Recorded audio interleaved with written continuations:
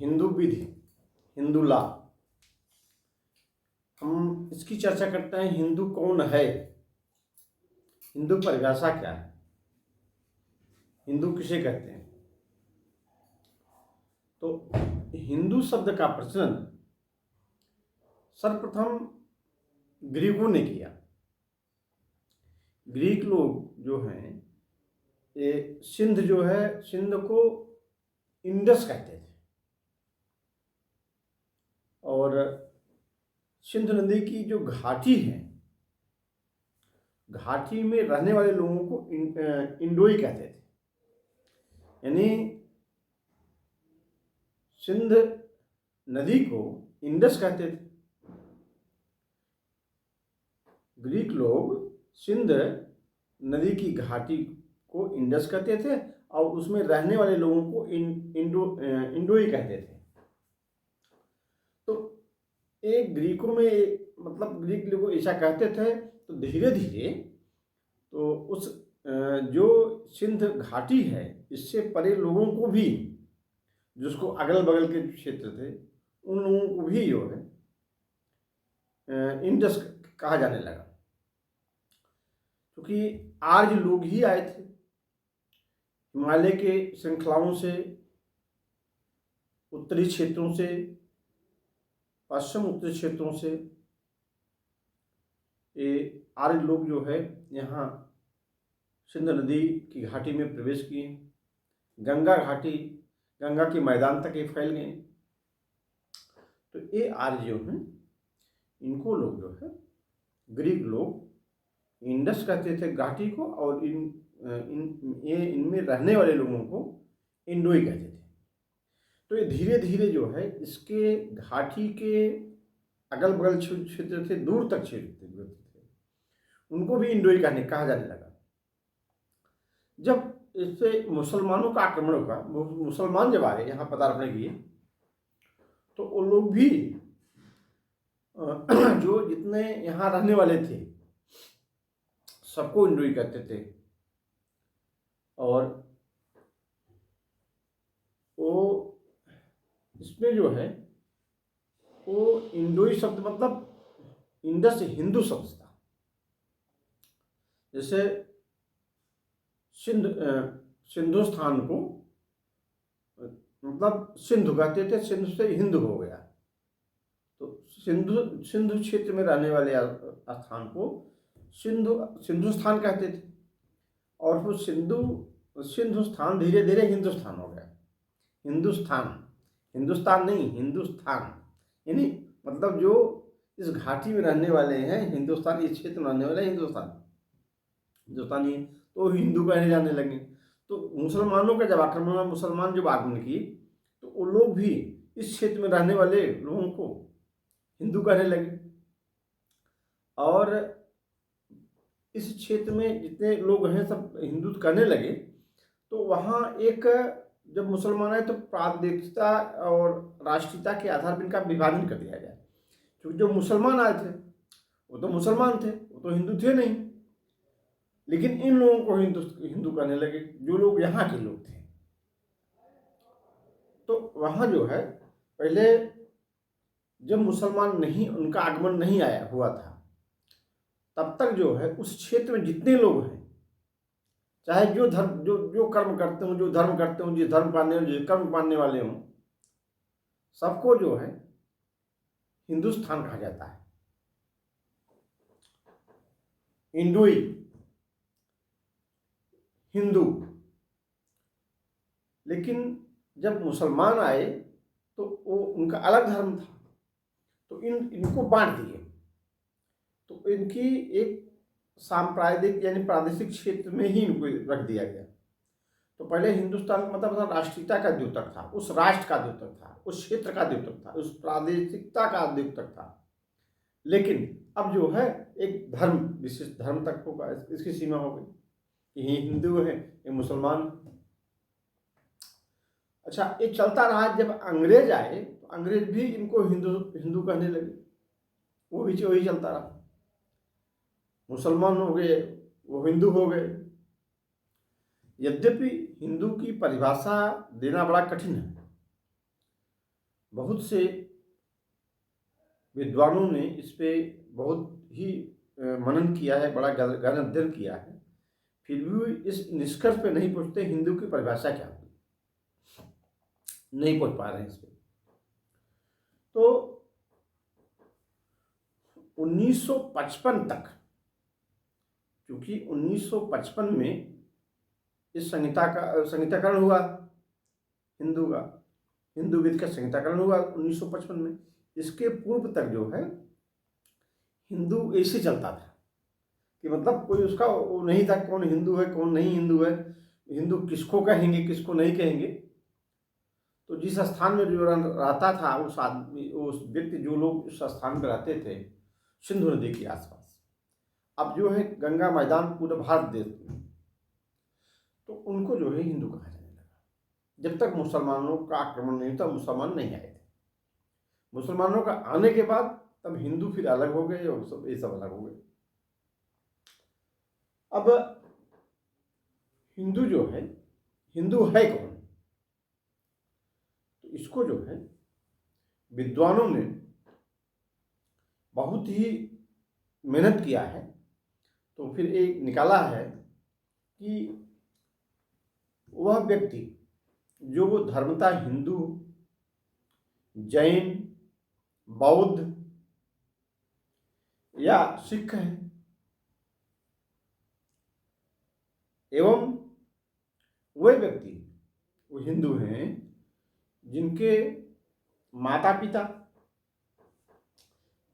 जैन, बौद्ध, सिख, उनके माता पिता दोनों में से या दोनों में से एक कोई रहे हों, और जो उनकी संतान रहे वो हिंदू है, जो उनके पुत्र हैं जो उनकी संतानें वो हिंदू हैं। और वह व्यक्ति जो मुसलमान, ईसाई, फारसी और यहूदी नहीं वही हिंदू। वह व्यक्ति जो मुसलमान, ईसाई, पारसी एवं यहूदी नहीं, वो सब जो है हिंदू। अब जो है 1955 के बाद जो हिंदू विधि जिस पे लागू होती है वह हिंदू है। तो अब हिंदू जो है वो व्यक्ति हिंदू है। संहिताकरण के पहले तो बड़ा अव्यवस्था थी, बड़ी संकट था कि कौन हिंदू है कौन नहीं है, हिंदू कैसे हम हिंदू परिभाषा कर दें। लेकिन अब संहिताकरण इसका संहिताबद्ध हो गया ये, इसमें उत्तराधिकार और वरासत, भरण पोषण यानी सारे हिंदू विवाह अधिकार अधिनियम, तो तमाम अधिनियम जो है इसको जो है एक संहिताकरण कर दिया गया, और उसमें जो है उसके अनुसार वो हिंदुओं पर लागू होगी। उसको जो मानते हैं वो हिंदू है। वो जो उसके कानून लगे 1955 के हिंदू अधिनियम 1955 जिसके ऊपर लागू हो, जिसके ऊपर फिर बैठे वो हिंदू है। तो हिंदू विधि के स्रोत क्या है, कहाँ से उत्पत्ति हुई हिंदू की। अब जो है इसके दो स्रोत हैं।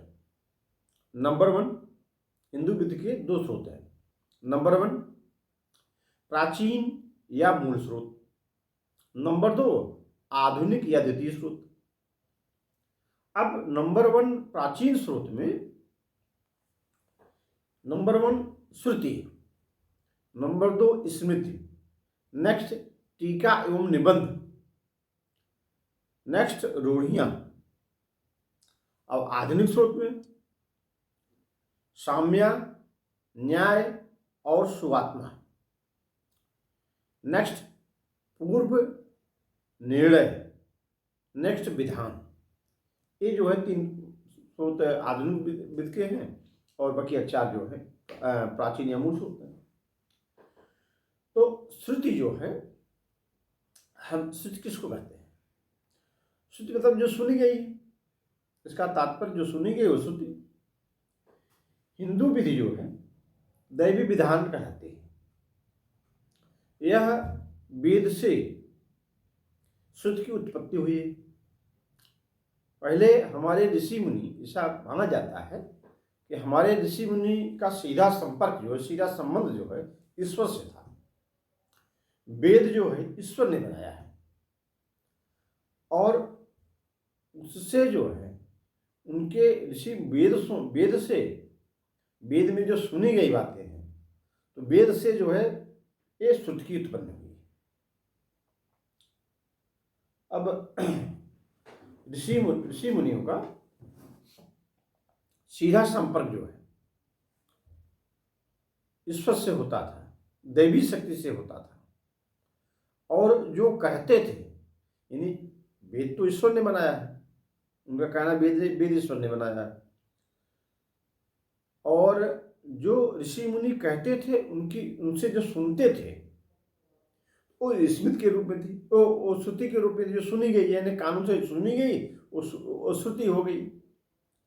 तो वेद में 4 वेद हैं। Number 1 Rigveda, number 2 Yajurveda, number 3 Samaveda, number 4 Atharvaveda. ये 4 वेद हैं।